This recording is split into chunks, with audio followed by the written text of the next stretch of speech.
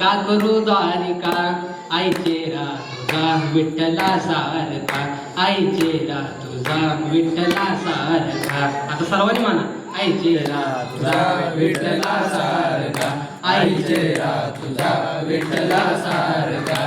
ज्यांच्यासाठी काम करता येतात त्यांच्यासाठी गाजावाजा करणं, त्यांची बोलीबाली करणं, त्यांचा जोजोज जय जयकार करणं कुणालाही जमतं. ज्या आई वडिलांनी विश्व दाखवलं त्यांच्यासाठी कधीतरी गरजा, हे महत्वाचं आहे.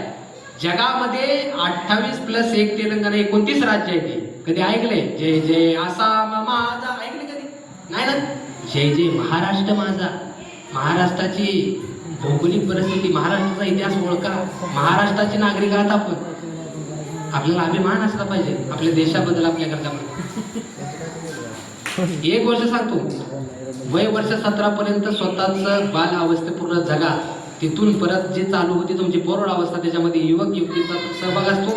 तो वय वर्ष 24-35 पर्यंत तो जगा. तिथून पुढं देशकार्य, तिथून पुढं समाजकार्य, तिथून पुढं आई वडिलांची सेवा करा.